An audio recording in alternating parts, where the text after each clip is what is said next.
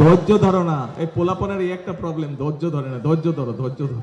এই যে আপনার যে উপজেলায় থাকেন, আপনাদের বিভিন্ন উপজেলায় উপজেলা স্বাস্থ্য কমপ্লেক্স আছে, আছে না? 50 বেডের স্বাস্থ্য উপজেলা কমপ্লেক্স আছে না? এই স্বাস্থ্য উপজেলা কমপ্লেক্সের একটা কাহিনী আছে, হয়তো অনেকেই সেই কাহিনী জানেন না। এই যে 50 বেডের যে হাসপাতালটি আছে উপজেলা পর্যায়ে,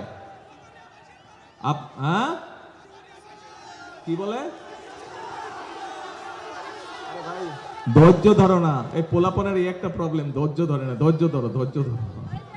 এই যে স্বাস্থ্য উপজেলা স্বাস্থ্য কমপ্লেক্স, এই স্বাস্থ্য কমপ্লেক্সে যে 50 বেড দেখেন, এই 50 বেডে 30 বেড, প্রথম যেই 30 বেড সেটি শহীদ রাষ্ট্রপতি জিয়াউর রহমান করেছিলেন সারা বাংলাদেশে।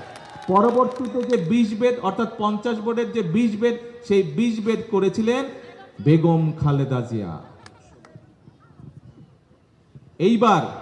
এইবার বিএনপি সরকার সমগ্র বাংলাদেশে যত উপজেলা আছে, যেখানে যেখানে উপজেলা স্বাস্থ্য কমপ্লেক্স আছে, যেটি 50 বেড আছে সেটিকে 100 বেডে রূপান্তরিত করবে।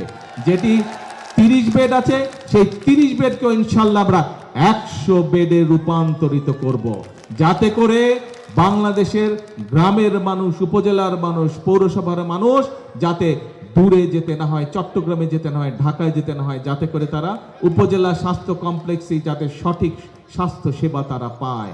তাহলে প্রিয় ভাই বোনেরা, এই বাজেটে আমরা অর্থ বরাদ্দ করেছি যাতে করে আমরা বাংলাদেশের প্রত্যেকটি উপজেলা স্বাস্থ্য কমপ্লেক্সকে 101 বেডে আমরা রূপান্তরিত করতে পারি। এইটি কি বাংলাদেশের মানুষের জন্য স্বার্থের পক্ষে নাকি স্বার্থের বিরুদ্ধে বলুন তো? স্বার্থের পক্ষে। তাহলে প্রিয় ভাইরা, আবার প্রশ্ন করি আপনাদের কাছে, যারা এই বাজেটের বিরুদ্ধে বিক্ষোভ করলো রাজপথে, যারা এই বাজেটের বিপক্ষে বক্তব্য দিল, তারা কি বাংলাদেশের মানুষের স্বাস্থ্যের পক্ষে কথা বললো না স্বার্থের বিরুদ্ধে কথা বললো? স্বার্থের বিরুদ্ধে কথা বললো।